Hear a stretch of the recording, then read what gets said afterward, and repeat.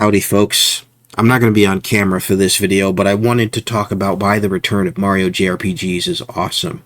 I made a video before this talking about how Nintendo is just making the right moves, and I mentioned both the Super Mario RPG remake and the Paper Mario Thousand Year Door remake, remaster, re-release, whatever it's being classified as. But I want to talk about those two games specifically and the Mario JRPG genre, why it's awesome and why it's awesome it's making a comeback. Because I'm sure there's a lot of people out there, maybe younger, maybe people who just didn't pay attention to these games. They're wondering what all the fuss is about, because specifically the Paper Mario Thousand Year Door remake it's easily eclipsed the Super Mario RPG announcement, but both games I consider to be wildly awesome and important. So let's start with Super Mario RPG. Nintendo announced it back in, oh geez, when was that? June, July? Those Nintendo Directs were right on top of each other, and I don't think Nintendo has ever done that. So that was wild that they did that. I think it's also because the Switch is coming to an end, and this is possibly the full Switch lineup. I think Paper Mario The Thousand Year Door is going to be their closing release. And then we'll have to wait for the next system for Metroid Prime 4. Who honestly knows if the Switch has only a year left, if it's got, if they'll announce it next year and that'll be its true final year and they'll announce a true final game, I don't know. But regardless, Super Mario RPG was announced at that Nintendo Direct, and it blew everybody away. It really did. And it looked beautiful. And they showed more of it in the next Nintendo Direct as it's coming up soon. And I can't wait to get it day one. I'm so excited. I'm so excited, dude. But Super Mario RPG, for those who don't know, the original game was called Super Mario RPG Legend of the Seven Stars. And that game was massively important because it demonstrated that Mario was flexible as a character. Now, other games did this as well. Super Mario Kart did this, and then they did Mario sports games, but it also demonstrated that Mario didn't strictly have to be a platform character. The character was kind of a blank slate that could be put in almost any genre, and that's what made it important. And it turns out he and his cast of characters work incredibly well for story-based RPGs. And that's what Super Mario RPG Legend of the Seven Stars was. It was a great story-based JRPG with an isometric, sort of very unique blending of views. It was awesome. It was beautiful. And the remake looks just as awesome, just as faithful. There's a couple of additions and things that were tweaked, but it looks like it's pretty great. And I can't wait to play it. It's a fan-favorite game. People have been wanting the version from the Super Nintendo, the original, to be released on NSO, and they haven't done it, and I don't know if they ever will with this remake. I'm still holding out hope that they do, but if they don't, it's not the end of the world. I've still got the ability to play it through my Wii U. It's fine, but regardless, it's coming out, and it's just awesome, because it's a fan-favorite game, and it feels like Nintendo is acknowledging it as a fan-favorite enough to work with Square again, or Square Enix now, again, to remake it, and I think it's just going to do wonders. Then you have what is the bigger announcement with Paper Mario The Thousand Year Door. This was a complete out of nowhere. Nobody expected it. There have been rumors for years. There's been demand for it for years. And suddenly it's just here. You have to understand, Paper Mario has been extraordinarily frustrating for its fans. People fell in love with Paper Mario because of Thousand Year Door. Some because of the original, but most because of the Thousand Year Door. Thousand Year Door is considered one of the best Mario JRPGs of all time. Easily. It's got that bestseller stamp on the original GameCube case. It was a player's choice, I believe, for many years. It is considered one of Nintendo's best games of all time. And to see them finally acknowledge it and re-release it is magical. You can go look up reactions. They're out of this world. You had Arlo, you had Chugga Conroy and Nintendo Capri Sun. You had all of these different channels and people who had Let's Played the game and who had talked about how great the game was. And it's a game that for years was very hard for people to get outside of the GameCube, so people wanted a re-release or a redistribution of some sort that they could play it. And now they're finally getting it. Now you could say Nintendo's doing this strictly to curb piracy, and you might be right. But I don't think that's strictly the reason. I think they recognize the importance of this game. This is a landmark Mario title. And this is the type of Paper Mario that people wanted. You could argue that Origami King did well enough to justify this, but I don't really know. They might have developed both games side by side. It wouldn't surprise me if they share an engine. I don't know if this is a top-down remake. I really don't. Or just a sort of layered on top of an old engine type of visual remaster with reworked controls and all of that. I really don't know. I don't have that inside baseball. I don't know anybody that does. What I do know is that this is a good game. I haven't beaten it, but I have played the first half of it, and I had a friend who I played it with, and oh boy, it's just... If I'm remembering correctly, I think he had the game. We played a lot of stuff together, and it's been a long time. But this is amazing.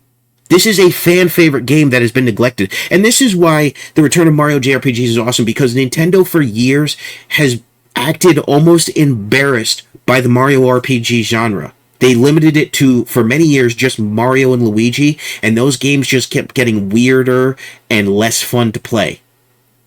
And then with Paper Mario, ever since Super Paper Mario, they stopped being turn-based RPGs. And then they just re-released Super Mario RPG on, I believe, Wii and Wii U, and I don't believe it was on 3DS. But they also put it on the SNES Classic Edition. That's the other way that I can play it. So, for years it felt like Nintendo just didn't want Mario to be a JRPG character. Either because they didn't want him to overshadow his platforming origins, or they didn't want people to become confused. I think I had heard that from, it's a Miyamoto quote of some sort. For whatever reason, they just acted ashamed and embarrassed of Mario as a JRPG. And now they're finally embracing it again, and the fans couldn't be happier. They couldn't be happier, because these are great games. These games have comedy, they have heart, and they don't even really have voice acting. They showcase why the JRPG is such a great genre. The JRPG genre has seen a resurgence over the years, thanks to games like Octopath Traveler and Xenoblade Chronicles. They've seen a massive revival in several indie games. The new one that just released, and I can't remember its name, it's a new indie JRPG. It is phenomenal, and I am going to buy it, but I don't know if I'm going to buy it right away, because there's so many releases. I mean, there's Sonic Superstars, Super Mario RPG, Super Mario Brothers Wonder. I can't get everything, guys. I can't. Alright, there's other expenses that I need to deal with, but I'm trying to prioritize the games that I want. And there's also Alien Hominid Invasion. But the genre of JRPG has seen such a massive resurgence, and Square is remaking a bunch of their older JRPGs, which is really exciting, and not enough people are talking about that. Square Enix is re-releasing a ton of their old JRPGs and remastering them and remaking them, and they're finding huge success doing so. And not only Square Enix, but other companies as well. It's just been completely positive. I love the JRPG genre. I was introduced to it, oh geez, what was my first JRPG? That is a good question. It's possible my first JRPG was Pokemon Sapphire. I believe technically that's the truth. My first non-Pokemon JRPG, I honestly couldn't tell you, but I didn't start out in the 90s or early 2000s. It was around the mid-2000s. I don't really remember. If Kingdom Hearts is technically a JRPG, it could have been that. But even then, I don't think so. That's a little later. But as far as turn-based JRPGs, I don't really remember. But I just remember falling in love with the genre once I finally understood it. Because at first I didn't understand it. And that's one of the biggest off-putting things. That may have been why Nintendo was hesitant, because they thought, well, the JRPG style of combat, a lot of people don't like how slow it is or how technical it can be. But yet, they co-produced Pokemon with Game Freak. At the very least, they publish it. And their systems host it. So why on earth would they think that people don't like turn-based combat? And there are people who don't. I understand. There are plenty of people out there who don't like turn-based JRPGs. That's fine. There's plenty of other game genres that I'm not a huge fan of that people love. People like Fire Emblem. I don't like the tactical combat as much. I'm not totally opposed to it. I'm just not very good at it. And it would take practice, and I always get overwhelmed by it. There's certain genres that people just can't play. Not everything is for everybody. But as far as the Mario JRPGs are concerned, sort of bringing it back into focus here, These are, not only is the turn-based combat very beginner-friendly and very intuitive and technical in a fun sense, but the stories are just spectacular. In both games, in Super Mario RPG and Paper Mario The Thousand Year Door, also in Paper Mario. And then the Mario and Luigi series, it varies. I think for Superstar Saga and Partners in Time and Bowser's Inside Story, those are all great. But then some of the other ones get a little weird, like Dream Team and Paper Jam and some of these others. But the three Mario JRPGs that are considered kind of the trifecta with Super Mario RPG, Paper Mario, and Paper Mario Thousand Year Door, that triple crown, they just are so good because they combine story and good gameplay. They're not terribly difficult to get into. There's plenty of guides for them. There have been dozens of Let's Plays of these games. They've got a great atmosphere, great music. They're not just stick Mario in another genre. They're custom built from the ground up to support that type of character. And they also introduce new types of characters that only work for that genre.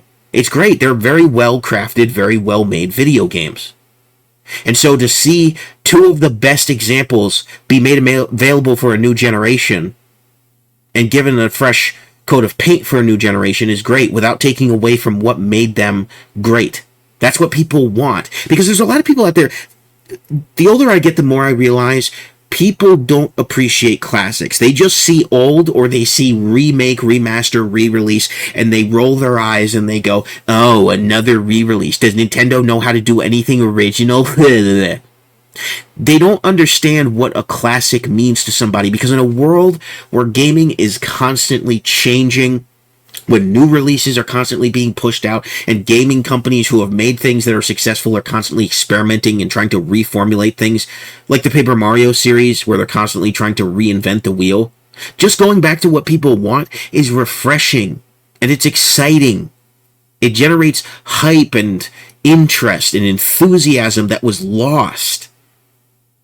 It's not just a lazy remake. I hate when people have that idea where it's like, it's lazy because they've done it before. No, it's what people want. People want what they like. They want what is familiar to them. They don't want something that feels off and unfamiliar. When they see Paper Mario, they expect more of what they got in the original Thousand Year Door, but new story, new characters, new setting.